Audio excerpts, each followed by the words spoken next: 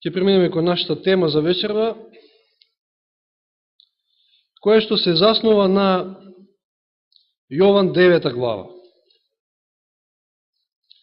Евангелие по Јован 9 глава. Па ќе почнеме од почеток.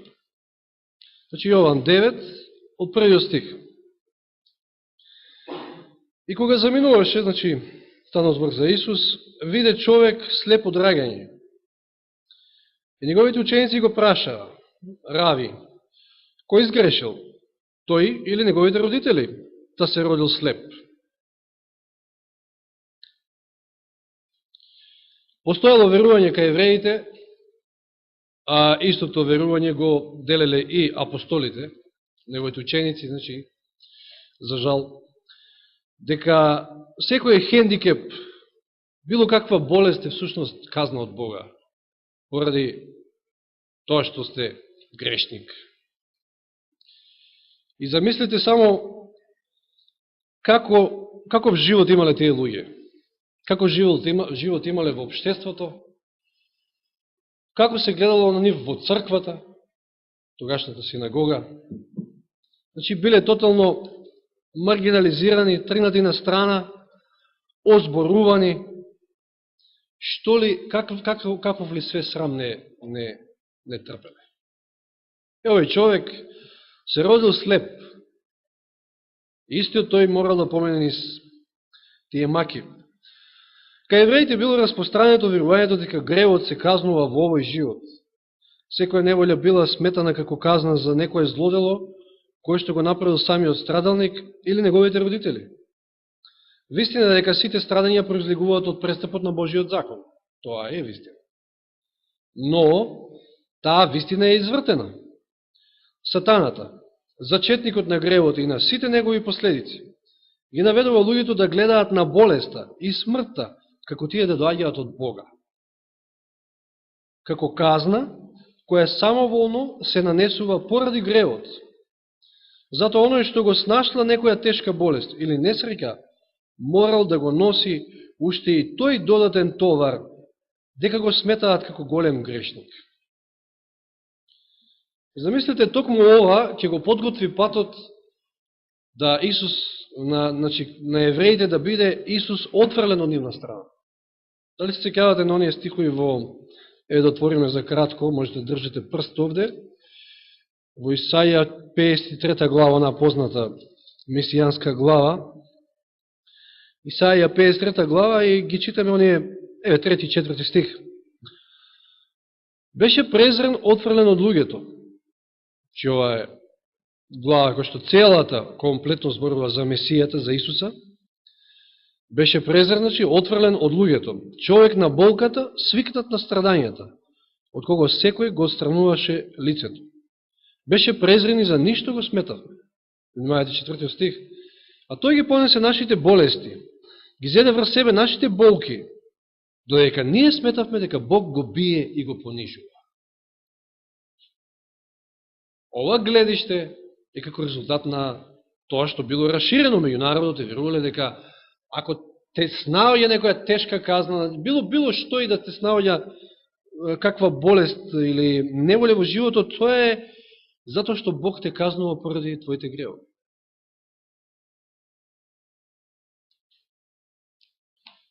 И Бог сакал овде да ги поучи сите, вклучувајќи ги неговите ученици, се разбира. И иста, слична, односно Елен Вајд вели овде историјата за Јов покажала дека страдањата да ги нанесува сатаната, а не онака како што верувале, дека тие се од Бога, но Бог ги преиначува според своите планови кон милост. Како што знаеме, многу јасно е запишено за случајот за Јосиф. Меѓутоа, израелците не ја разбрале таа поука. Отфрлајќи го Христа, евреите ја направиле истата онаа грешка, заради која Бог ги укорил и пријателите на Јов. Сеќавате оние тројца пријатели на Јов, како го утешиле под наводници Јов. Кој што исто така цело време држеле демагогии на Јов, дека тоа што го снаоѓа како резултат на неговите гревови, затоа што тој е многу грешен. И што вели Исус во 3 стих? Не сгрешил ни тој, нито неговите родители, туку за да се пројават Божите дела врз него. Ова е еден голем охрабрителен стих, кој што често пати можеби треба да го читаме и да се навраќаме на него во ситуација кога навистина минуваме низ некои неволи. И не се наоѓаат чудни работи, необјасневи работи. Можеби Бог сака да се прослави преку нашиот живот и затоа поминуваме низ тоа нешто. И вели, ние треба да ги извршуваме делата на оној кој ме прати, вели Исус ги насочува не кон тоа.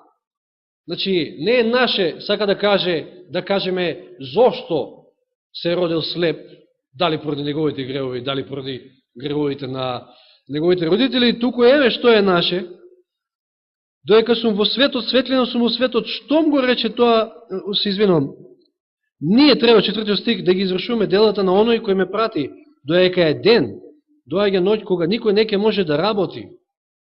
Сака да каже, на тие такви страдалници посебно сме им потребни. И треба да им пружиме нега и грижа, а не да ги осудуваме и да полемизираме околу тоа зошто се во таква една состојба. И вели понатаму, јас сум светлина на светот. И штом го рече тоа, плукна на земјата, направи кал со плунката и со неа ги намачка неговите очи. И му рече, оди изми се во бањата Силоам, што значи пратен. Тој отиде, се изми и дојде прогледан. Што гледаме кај овој слеп човек од раѓање? Дали тој може би се прашувал каква е сега ова магија?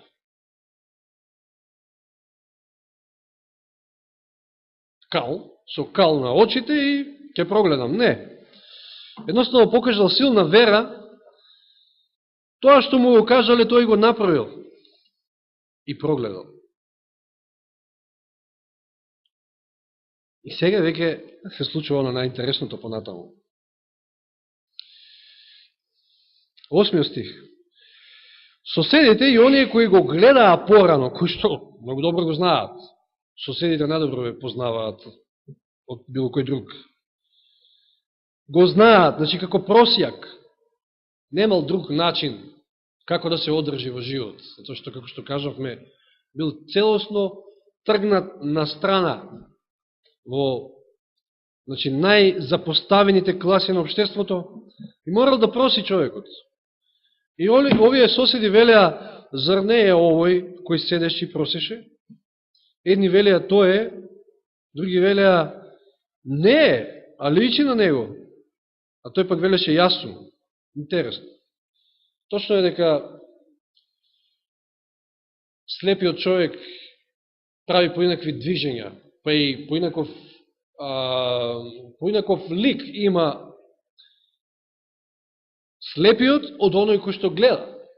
Знаете, кој човек ќе прогледа, сепак е поинаков. И движењата му се секако многу поинакви отколку да е слеп. Меѓутоа, зарем толку многу се изменил, за да не може да го познаат соседите?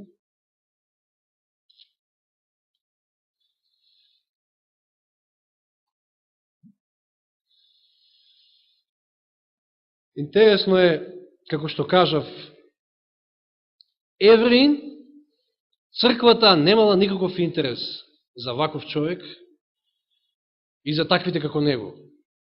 Напротив, бил осуден. Дека е грешник, дека е казнет од Бога и се чувствувал и отфрлен и од црквата. Со самото тоа што бил слеп, веќе се сметал како отпадник. Тој многу добро знаел што значи да бидеш на најниското општествено ниво. Знаел што значи да бидеш отфрлен и да живееш како никој и ништо. Знаел што значи да се сретне со лидерите и со луѓето без да слушне никаков добар или охрабрителен збор. Замислите си, доаѓа во црква, никој не го ферма. И браќа, ни сестри, поготово па проповедниците. Тој е грешник. Понекогаш чувствувал како да не го признаваат ниту за жив. можел да го почувствува дискриминаторскиот однос кон него, кога богатите ќе му фрлеле по некоја паричка, кога всушност знаел дека би можеле многу повеќе да сторат од тоа. Знаете, тој просек и ќе поминели по некој динар. Во своето срце знаел дека често пати му давале милостиња за да се пофалат дека тој ден направиле добро дело. Добро знаел дека неговиот опстанок зависел буквално на вештачки начин. Но сега кога бил ослободен од товарот на вината, на сите тие притисоци, знаете, сега веќе гледа. Сега е сосема поинаква ситуацијата. Бил слободен да живее нормален живот. Неговата радост не знаела за граници. Денеска зборуваме за радост. Меѓутоа, немало кој да ја сподели радоста со него, иако тој такво нешто очекувал. Прво неговите соседи, место да се радуваат на таа гледка што го гледаат нормален, тие се препираат помеѓу себе, он ли е, не ли е?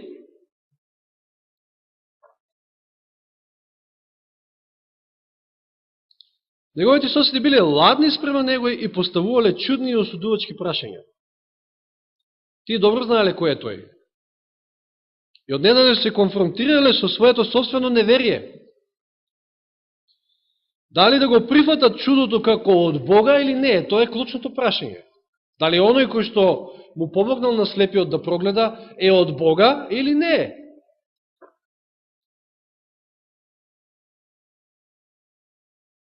Ако Исус не е од Бога, тоаш не може да направи такво нешто.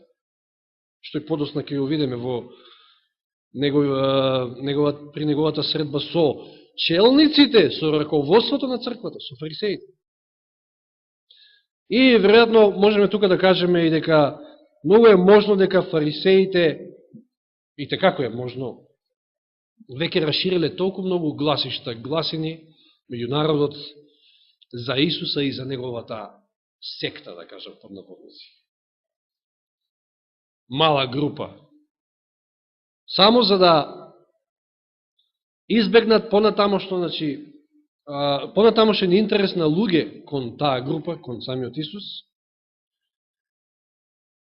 и за да не бидат според нив заведени од Исуса.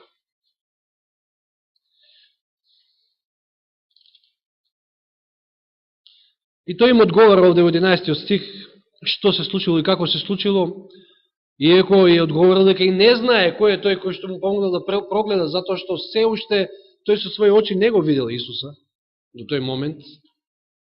Сеќавате, отишел до бањата, го послушал Исуса, со вера го направил, точно она што Исус му го кажал.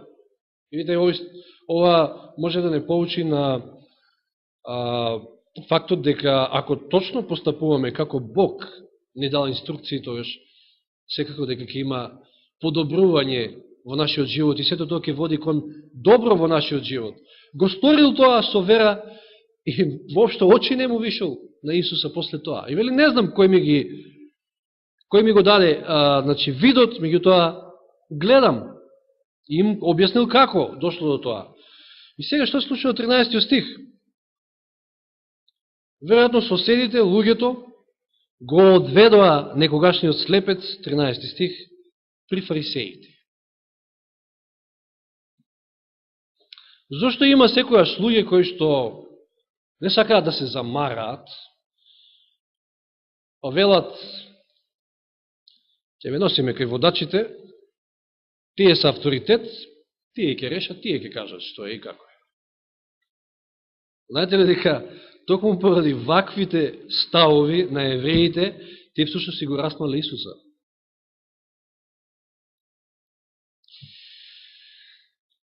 А да се праша авторитетот е многу лесно.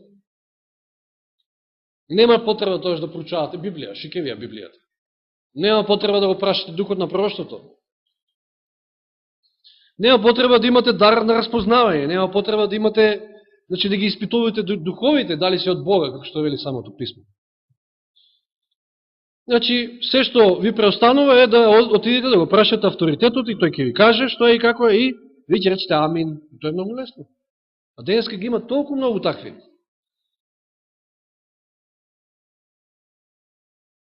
А нели сваќаме дека во таква една ситуација се подпираме на луѓе за кои што сметаме дека имаат кредибилитет и поради тоа ние едноставно не дозволуваме на Бога да ни помогне во нашиот духовен раст. Ние не закржловуваме всушност. Или може би премногу сме зафатени, па не е тоа наша работа. Затоа што ќе видиме дека тие се зафатиле со некое тешко теолошко прашање. Имаме случај на човек кој што прогледал, имаат необорлив доказ пред себе, а тие расправаат околу теолошко прашање.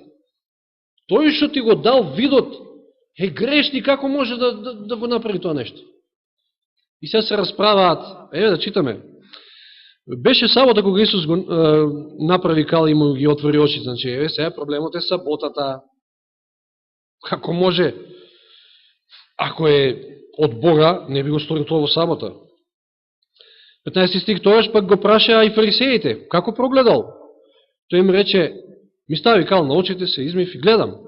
Тојаш некој од фарисеите рекоа, овој човек не е од Бога, не ја празнува саботата. А други пак велеа, како може грешен човек да прави такви чуда? Се судриле еден со друг. Едни со други, всушност. Едни велат, нема шанси да е од Бога, затоа што ја прекршил саботата. А другите велат, како може воопшто, не во сабота, во било кој друг ден, да направи некој такво нешто ако е грешник.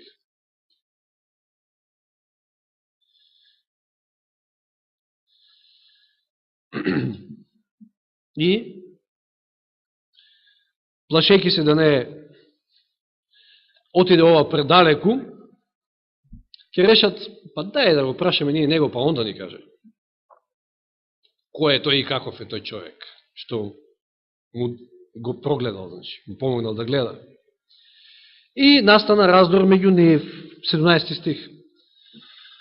Тојаш пак му рекоа на слепиот, што велиш ти за оној кој ти ги отвори очите? Ни едно, ни две. Пророк е. Од Бога е.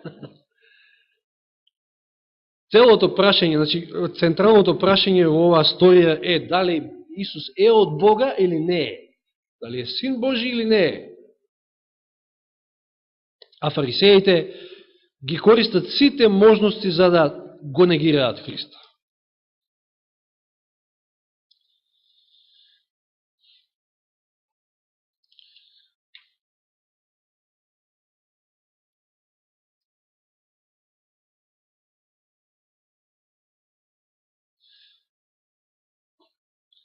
Но не се задоволуваат со ваквиот негов одговор. Што се случува во 18 стих? Но јудејците не поверуваат дека бил слеп и дека прогледал. Сега се викаат, може би Исус, тие го сметале за лажго и онак, лажен пророк, кој што манипулира со народните маси, може би Исус и направил замена. Ни довел сега некој друг човек, кој што воопшто не ни бил слеп. Ајде ние да провериме во матична служба, немало тоа матична служба, меѓутоа ги повикале неговите родители. Тие ќе кажат кој е и што е.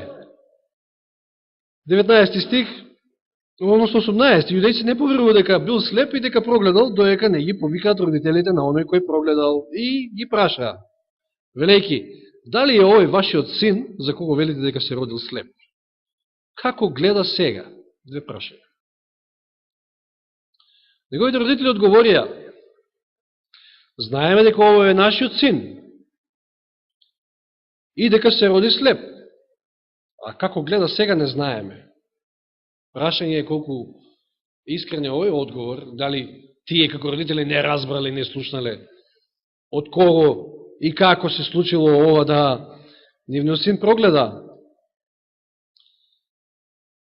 Не знаеме, или кој му ги отвори очите, ние не знаеме. И сега, што велат, прашите го него, тој е голем, возрасен, самиот некој зборува за себе си. Зошто бил нивниот одговор ваков? Што вели следниот стих? Ова го рекоа неговите родители, зашто се боја од јудејците, бидејќи јудејците се беа согласиле да биде исклучен од синагогата оној кој ќе го признае дека е Христос.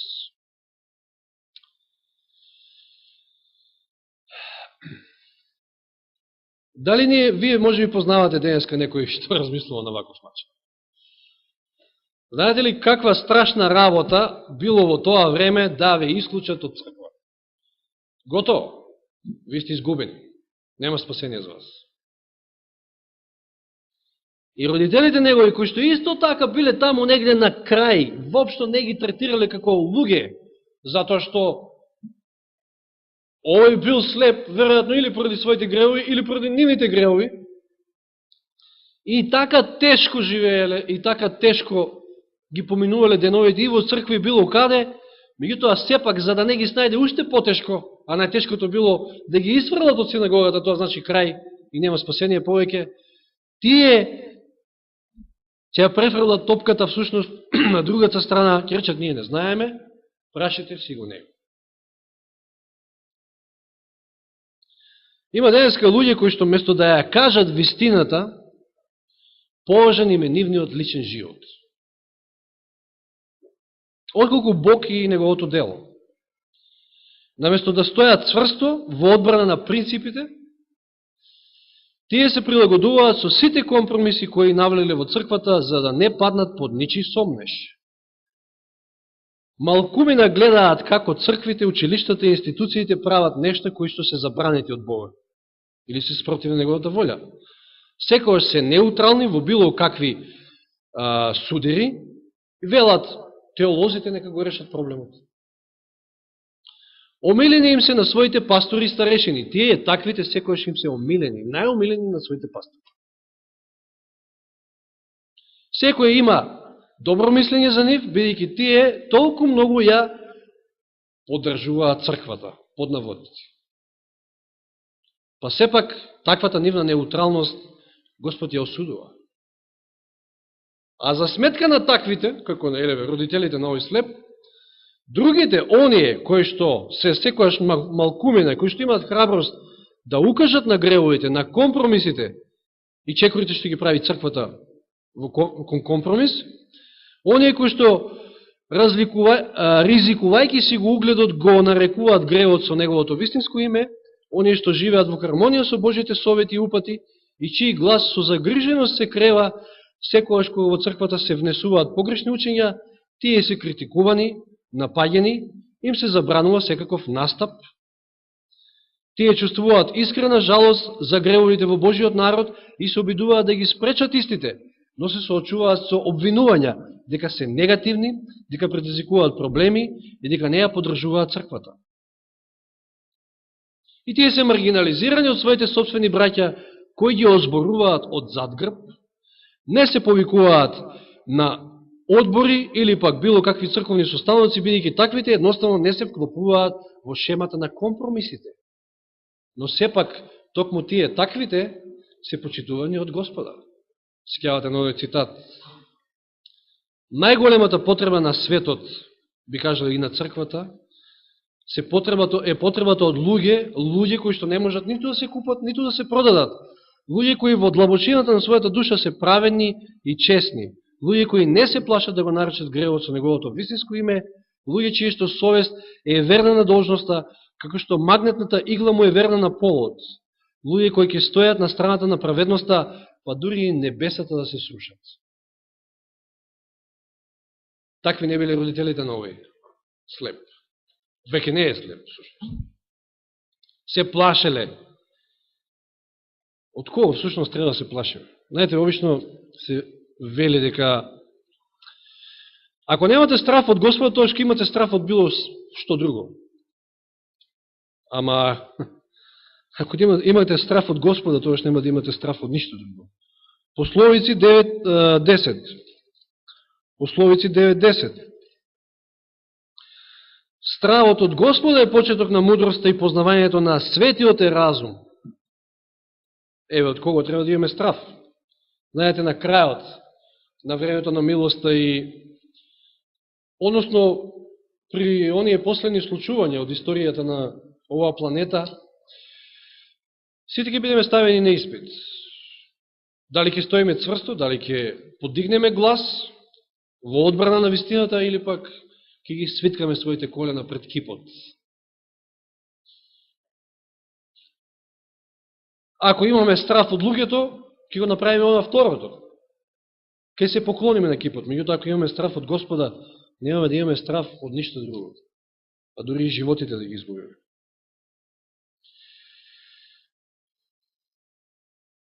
И откако родителите вака одговориле, повторно го повикуваат слепиот и му велат, сега отворено му велат, прослави го Господа, ние знаеме дека тој човек е грешник. А тој им одговори, овој прекрасен стих, не за џабе е ставени во она, може би една од најубавите, најпознатите песни, Amazing Grace. Дали е грешник, не знам. Едно знам, дека бев слеп и сега гледам. А вие сте теолозите, вие треба да ми кажете грешник ли е, не ли е. Јас сум простичок, не сум имал прилика да читам и книги, сум бил хендикепиран. Што сум слушнал, што сум разбрал, тоа знам. Јас едно знам. Јас знам дека бев слеп, сега гледам. Личното искуство е најако сведочење, најак доказ. А вие сте теолози, па вие кажете ми.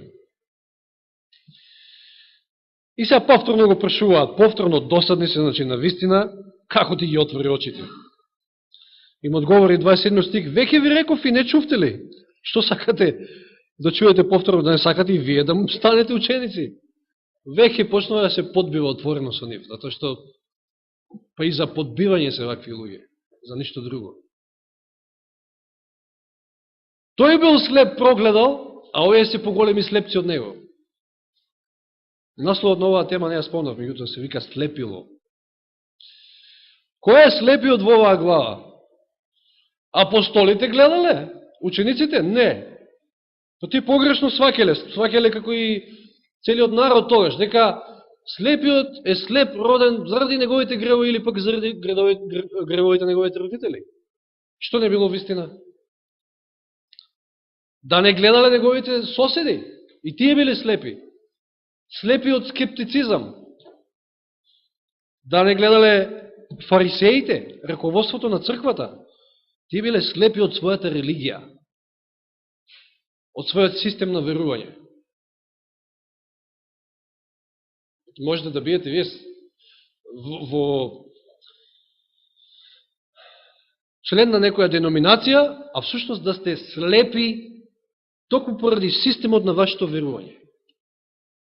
Како што мнозина, знаете, зашто го имате сигурно истото искуство како и јас, многу полесно да му поседочите некој православен, така наречен православен, значи не на некој оние кои што може вете малку повеќе читнале се разбираат, отколку на некој кој што е веќе во некоја друга протестантска заедница. Зато што тој е веќе во тој систем, во таа шема на верување, и одете вие докажете му, одете вие, отворете му ги очите за било која вистина. Много е тешко. Или пак родителите. Родителите биле заслепени од стравот, за да не бидат исклучени. Сушност, ке дојдеме до заклучок дека сите се слепи во оваа глава. Единствениот кој што гледа, зборувам за духовно, па и физички прогледал, е слепиот, некогашниот слепец. Исус му дал и физичка, значи светлина, односно да гледа физички, и тоа и духовно да прогледа.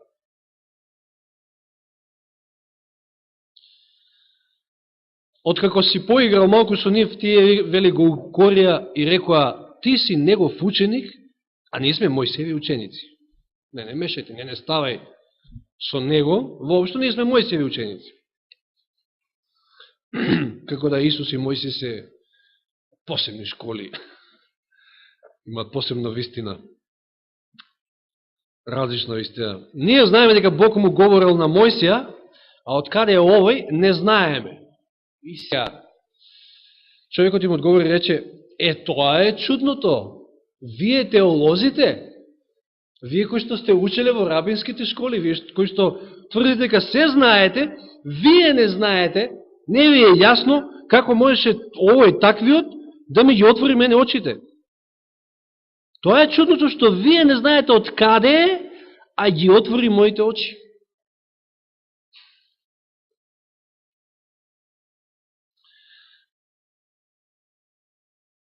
Знаеме дека Бог, само тој им кажува она што и го знаел, значи го знаели и останатите знаеме, дека Бог не слуша грешници. Туку ако некој е богобојазлив и ја врши неговата волја, него го слуша. Откако е веков не се чуло некој да отворил очи на слепороден. А вие сега полемизирате тешки теолошки прашања, дека не е овој некој нов, со некоја нова наука, некој нововерец, веројатно, проповеда нова наука, не е со Мојсија, а тој мене ми ги отвори очите. Ако тој не беше од Бога, не би можел да направи ништо. И немале веќе каде. Кога сите аргументи ќе пропаднат, му велат, ти сиот си роден во гревови и ти нас ке не учиш. И го истераа надвор. Го истераа од синагогата.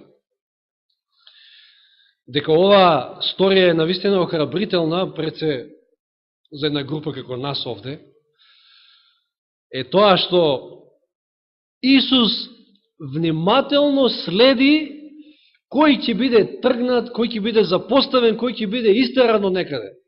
Затоа што следниот стих вели Исус чу, веднаш следниот стих вели Исус чу дека го истерале надвор, го најде, значи се труди да те побара, да те најде, каде и да си отфрлен од општеството, отфрлен од црквата, од својата заедница, од своите браки и сестри.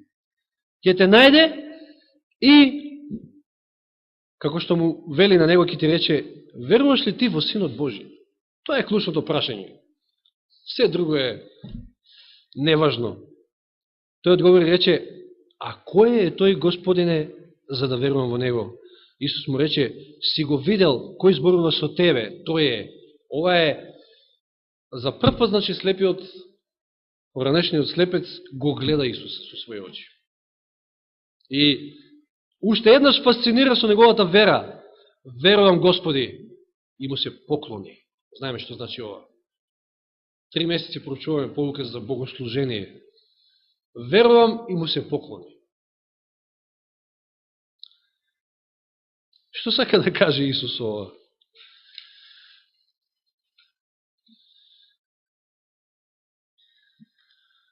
Забележи дека Исус ја прифаќа службата на човекот кој што туку бил исфрлен од црквата.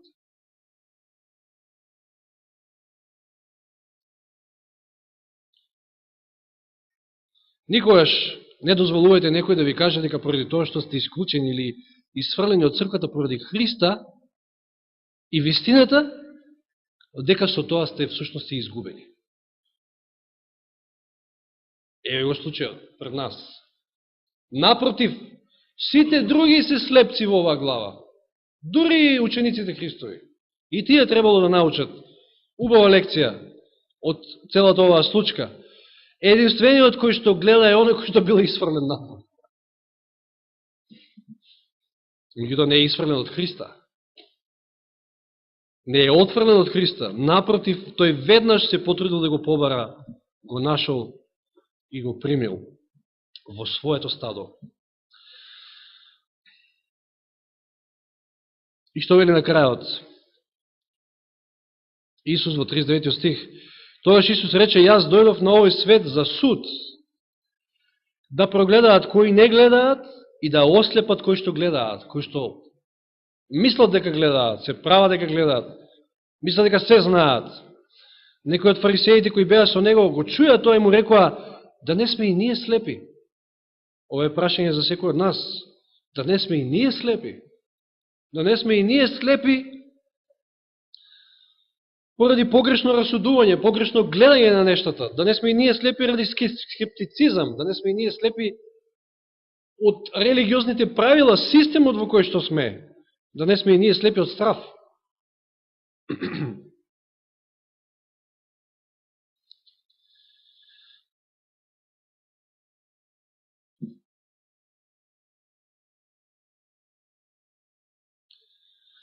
Исус им рече, да бевте слепи, немаше да имате грев, но сега велите гледаме, затоа што мислите дека многу знаете, тврдите дека многу знаете, токму затоа гревот ви останува, токму затоа одговорноста е поголема.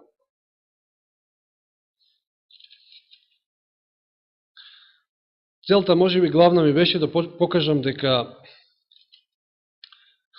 на абсурдната ситуација во оваа 9 глава, дека имаме повеќе групи на луѓе овде кои што сметаат дека гледаат и еден единствен кој што е слеп и тоа од раѓање, и вистината е дека токму тој едниот, слепиот, добил и физички вид, и духовен вид, и единствениот кој што гледа исправно и не е слеп, а сите други се слепи. Кажавме зашто апостолите, учениците, значи, и општо народот, поради нивното криво верување и сваќање на нештата, околу гревот, законот, казната, потоа слепилото на неговите комшии, значи соседи, кои што едноставно го гледаат со своји очи пред себе, а не можат, едноставно се трудат да ги отфрлат фактите, место да ги прифатат. Скептици, да го прифатат тоа чудо, кој што никогаш не се случило до тогаш. Некој од раѓање слеп да прогледа. Затоа што, веројатно, претходно многу добро им бил испран мозокот дека Исус е отпадник, Исус е нововерец, Исус е некој фанатик, лажен месија, лажен пророк. Не може да му верувате нему. Па макар и какви чуда и какви докази да ви покажува. Или слепилото на неговите родители, слепи од страв, од црковните авторитети да не бидат исфрлени од синагогата, слепилото на самите фарисеи кои што го надминува, би рекол, слепилото на сите овие заедно, кои што место да го забележат јасниот доказ, кој што не бил тешко да се забележи, и да го прифатат Христа како вистински Месија, како Бог и неговото чудо, како Божие чудо, тие полемизирале тешки теолошки прашања, се правеле дека се многу мудри, мудрувале за да на крајот и овде го отфрлат и на крајот го отфрлат и го распнат. Значи, навистина е тешко да човек го опфати духовно слепило. Тешко е навистина и физички да човек е слеп. Може би еден од најтешките хендикепи според мене. Не знам што е потешко, секој хендикеп си има своја тежина, меѓутоа да не гледаш бело видело, како што велат луѓето, навистина е тешко. Ама да си духовно слеп. Знаеме, меѓу другото и Лаодикеја е таа која што е духовно слепа. И Исус ја нуди онаа очна маст, да кажам со друг речник, со неговата плунка и земјата ни нуди очна маст, ни нуди начин како да прогледаме. Само тоа е единствениот спас, само тоа е единственото сваќање на вистинско сваќање на христијанството и на Христа и неговиот карактер и на Бога и на Божиот карактер. Нека Бог ни помогне да навистина, ако не сме прогледале, ако можеби, како што во еден стик стои, можеби гледаме како да ни се гледаат шума, како да ни се гледаат дрвја, да појасно прогледнеме, да видиме дека тоа се луѓе, да видиме вистинската слика и нека Бог ни помогне во сето тоа. Амин.